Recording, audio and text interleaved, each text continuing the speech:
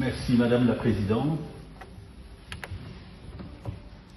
Je suis heureux de pouvoir parler ici et exprimer toute ma solidarité envers le peuple congolais. Et je soutiens sa résilience.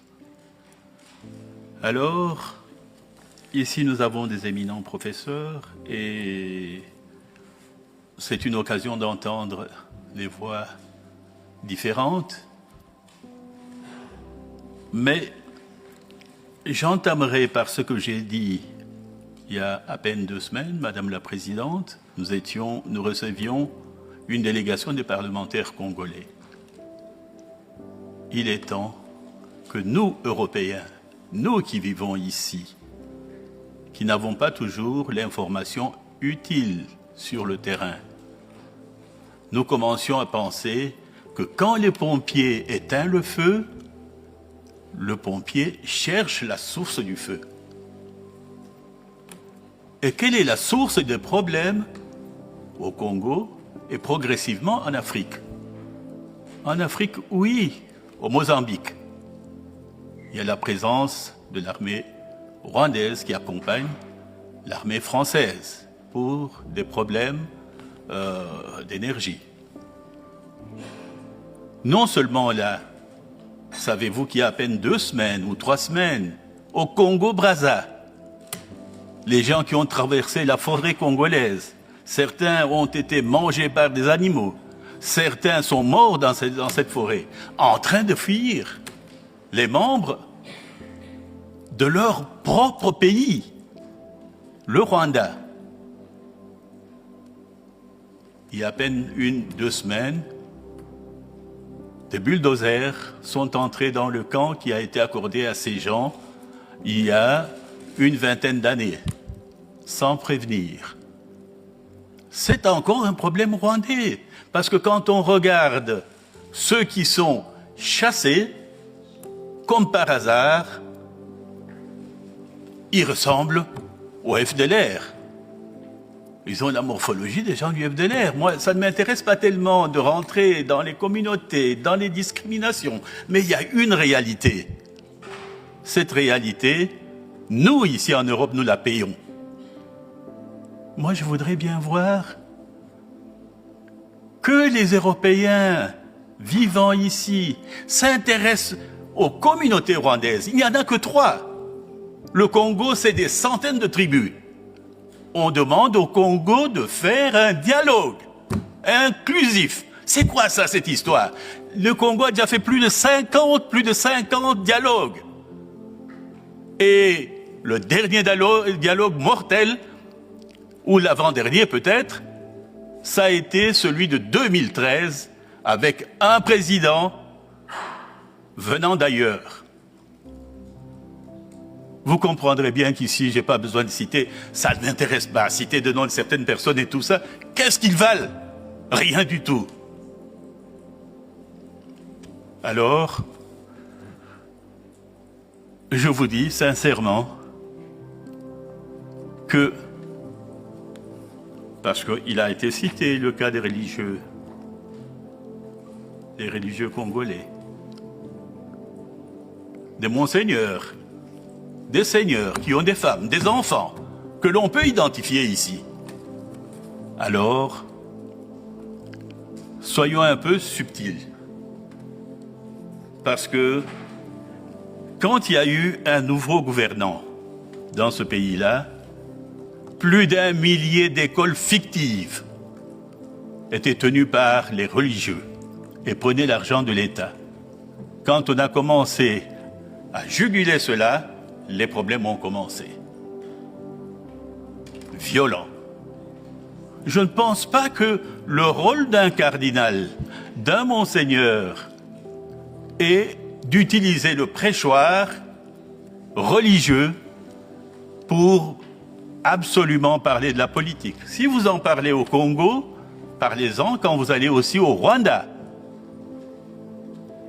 Vous n'avez pas le droit de détruire, de déconstruire la société, parce qu'aujourd'hui au Congo, il y a, j'oserais même dire, des milliers de religions.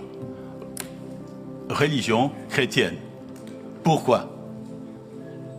C'est la révolte contre ceux qui réfléchissent souvent politique au lieu de réfléchir religion. Et ça, je vous le dis très sincèrement, la CENCO et le reste feraient mieux de s'occuper des armes. 1450 AD, donc nous sommes au XVe siècle, quand l'esclavage commence à battre son plein, traverser l'océan Atlantique, la question a été posée à la papauté pour stopper cela. Vous savez ce que la papauté a fait? Leur question a été de savoir si les Noirs ont une âme. Et c'est resté là. Les esclavagistes ont continué. Alors, si les curés d'aujourd'hui ne nous disent pas si les Noirs ont une âme, et qu'ils continuent à prêcher, ils font exactement la même chose que ceux qui, par le passé, se lavaient les mains au lieu d'affronter la réalité. Cette fois-ci, la religion va jusqu'à chercher de l'argent. Pardon? Le bon Dieu est quoi?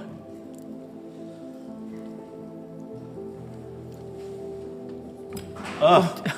Continuez. Oui, bon, moi j'ai rien contre le bon Dieu, ça sachez-le.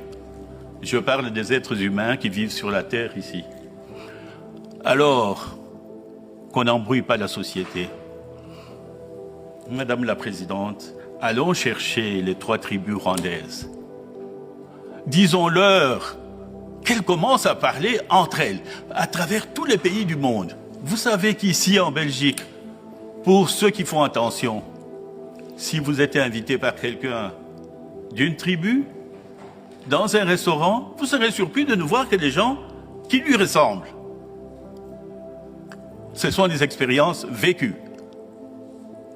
Alors, si eux ne s'entendent pas, même à l'étranger, qu'est-ce qu'on a à demander à des centaines de tribus qui vivent ensemble, qui font de la musique ensemble, qui dansent ensemble? Qu'est-ce qu'on a à leur demander de faire des dialogues inclusifs? On en a fait, ils en ont fait. Ça a été un fiasco. 2013, on a introduit l'armée rwandaise dans l'armée congolaise. Et aujourd'hui, ce qu'on vit, des défections par ici. Vous amenez une cinquantaine de jeunes militaires, et puis le plus âgé fait sa défection, vous le retrouvez au Rwanda. Alors toutes ces choses-là doivent changer. Donner au peuple congolais le temps de comprendre ce qu'il vit. J'entends parler de la Constitution. C'est quoi ça, la Constitution? Les règles. Mais quand il y avait une Constitution, ils l'ont changée. Où se trouve la loi Bakajika, qui défendait, qui protégeait la terre, le sol et le sous-sol? On ne pouvait pas acheter un endroit, puis un jour il y a des mines là-dedans, et se dire qu'on est propriétaire des mines. Mais ils l'ont fait. Ils l'ont fait. Et parmi les dirigeants qui réunissent les gens à Nairobi et tout ça, ils ont acheté des terrains où le sous-sol est pourri des mines. Est-ce que c'est normal? Est-ce qu'ici en Belgique, nous aurons la chance de le faire? Non. Et dans chaque pays, il y a toujours des problèmes. Nous constatons qu'aujourd'hui, nous nous battons contre nos problèmes à nous ici en Belgique. Ça ira. Mais alors qu'on donne au Congo la chance de réfléchir ensemble comme ils ont l'habitude de le faire. Et s'il y a des politiques qui sont contents ou qui ne sont pas contents, j'ai pas entendu jusqu'à présent qu'on tue des gens au Congo pour la politique. Mais quand j'étais gamin, on a pendu quatre politiciens, ministres, en plein jour, sur une place publique à Kinshasa, Pont-Cabu. Nous étions gamins, nous étions effrayés. on a vu les enfants de ces gens-là qu'on connaissait. Alors, maintenant, il est temps qu'on fasse un effort pour parler d'autre chose et essayer d'aider le Congo à être fort et essayer que nous, de la Belgique, nous ayons nos intérêts protégés. Les Français n'y vont pas pour nous, hein. Les Polonais, le président polonais est allé jusqu'au Rwanda, il a déclaré qu'il est prêt à les soutenir pour leur sécurité. Mais c'est lui qui amène les armes françaises pour l'étain qu'ils exploitent. Alors, chers amis, Madame la Présidente et distingués scientifiques et diplomates, je vous remercie pour votre présence ici et tous nos collègues qui sont là, qui ont pris parole. Voilà, merci.